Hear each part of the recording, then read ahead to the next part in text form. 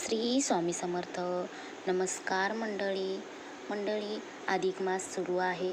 अधिक मासामध्ये ह्या 2026च्या अधिक मासात आपण कोणकोणते नियम पाळले पाहिजेत, तर कोणते नियम आहेत, तर चला मंडळी, हा अधिक महिना 17 मे 2026 पासून चालू झालेला आहे. ते 15 जून 2026 असणार आहे. त्यालाच आपण मलमास, धोंड्याचा महिना किंवा पुरुषोत्तम मास असेही म्हणतो. मित्रांनो, हा पूर्ण महिना भगवान श्री विष्णूंना समर्पित असून या काळात केलेली भक्ती वाया जात नाही, तर तिचं फळ आपल्याला 100 पटीने जास्त मिळतं. आता हा महिना येतो कसा, हा महिना आहे कसा, तर सोप्या भाषेत सांगायचं तर चंद्र आणि सूर्याच्या वर्षात मेळ घालवण्यासाठी दर 3 वर्षांनी एक जास्तीचा महिना येत असतो. तर मंडळी, जेव्हा एकाच नावाचे दोन महिने येतात, तेव्हा पहिल्या महिन्याला आपण अधिक मास म्हणतो आणि दुसऱ्याला शुद्ध मास. म्हणूनच हा काळ भक्तीसाठी अत्यंत विशेष मानला जातो. तर मंडळी, आपल्या आयुष्यातील दुःख आणि नकारात्मकता दूर करण्यासाठी या महिन्यामध्ये काही नियम पाळावेत, तर पाळणे आवश्यक असते. अधिक मासातील पाळावयाचे सर्व महत्त्वाचे नियम म्हणजे विष्णू मंत्राचा जप. या पवित्र महिन्यात श्रीहरींच्या उपासनेला सर्वाधिक महत्त्व आहे. ओम नमो भगवते वासुदेवाय या मंत्राचा जप केल्याने मानसिक शांती मिळते आणि जीवनातील नकारात्मकता दूर होते.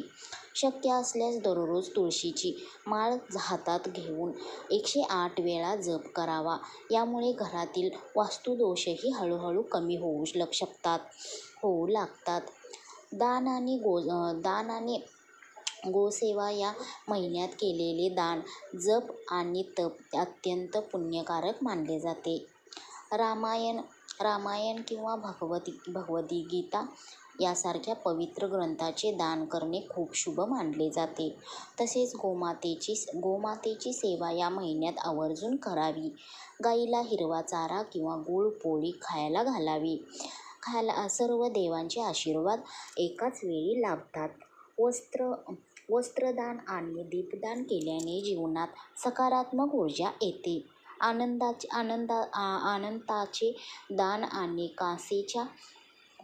काचेच्या भांड्यात मालपुला ठेवून दान दिल्याने पितरांचा आशीर्वाद मिळतो.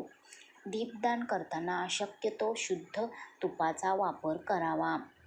तर मंडळी, यामुळे घरातील लक्ष्मी स्थिर राहते आणि कुटुंबातील सदस्यांचे आरोग्य सुधारते. तर पुरुषोत्तम महिन्यात जगन्नाथपुरी येथे जाणे अत्यंत शुभ मानले जाते. जर तिथे जाणे शक्य नसेल, तर आपल्या जवळच्या कोणत्याही पवित्र नदीत स्नान करून किंवा मंदिरात सेवा करावी. नदीवर स्नान करणे अशक्य नसल्यास आंघोळीच्या पाण्यात थोडे गंगाजल टाकून हर हर गंगे म्हणून स्नान करावे. त्यानेही तीर्थस्नानाचे पुण्य मिळते.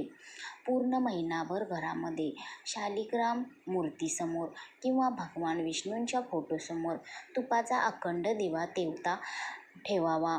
यामुळे मागील जन्मातील पापांचे क्षालन होऊन घरात सुखसमृद्धी नांदते.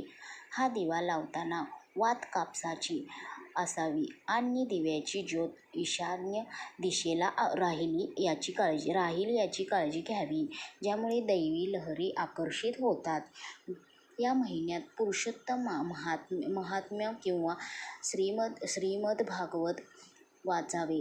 हे शक्य नसल्यास दररोज भगवद्गीतेचा 14वा अध्याय अर्थासह वाचावा. तर मंडळी, या महिन्यात ह्या अधिक मासात काय करू नये. अधिक मास हा केवळ ईश्वरी भक्तीसाठी राखीव असतो. त्यामुळे या काळात विवाह, गृहप्रवेश, मुंज किंवा बारसे यासारखी नवीन मंगल कार्ये केली जात नाहीत. शास्त्रानुसार या महिन्यात सुरू केलेल्या शुभ कार्याचे अपेक्षित फळ मिळत नाही. म्हणून हा काळ केवळ नामस्मरण आणि आत्मिक शांतीसाठी वापरला जातो. तर वैयक्तिक नियम व संयम या पवित्र महिन्यात आपली साधना खंडित होऊ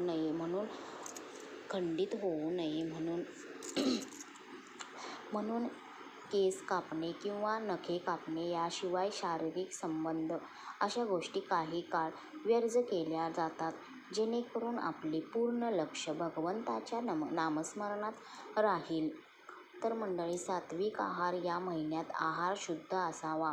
लसूण, कांदा आणि मांसाहार यासारखे तामसिक पदार्थ पूर्णपणे वर्ज करावे. सात्विक आहारामुळे आपल्या मनातील विचार शुद्ध राहतात आणि पूजापाठ करताना एकाग्रता टिकून राहण्यास मोठी मदत होते. जावयाला विष्णू स्वरूप मानून प्रेमाने जेवू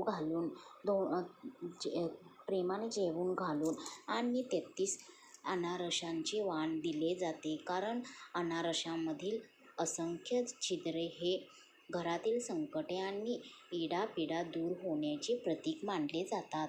हे वाण देऊन आपण आपल्या मुलींचा संसार सुखाचा व्हावा असा आशीर्वाद श्रीविष्णूंकडून मागून घेतो. आईची ओटी भरणे. अधिक मासात लेकीने आपल्या आईची ओटी भरण्याची खूप जुनी परंपरा आहे. आईला लक्ष्मी स्वरूप मानून तिची खणानारळाने ओटी भरली जाते. आई विधवा असेल तरीही तिची ओटी नक्कीच भरावी. अशा वेळी खणाऐवजी तिला एखादी साडी किंवा तिला आवडणारी भेटवस्तू देऊन तिचे आशीर्वाद घ्यावेत, कारण आईचा आशीर्वाद हा सर्वात जास्त मौल्यवान असतो. तर मंडळी, आईचा आशीर्वाद आपल्यासाठी खूप महत्त्वाचा असतो. तो आधीच विधीपेक्षा मोठा असतो. या महिन्यात विवाहित महिला नवीन चांदीची जोडवी बनवतात किंवा पायात घालतात. असे मानले जाते की या पवित्र काळात नवीन जोडवी घेतल्याने अखंड सौभाग्य लाभते आणि घरात लक्ष्मीचा वास राहतो. जोडवी ही केवळ दागिना नसून ते स्त्रीच्या सौभाग्याचे लक्षण आहे, जे या महिन्यात धारण करणे शुभ फलदायी ठरते.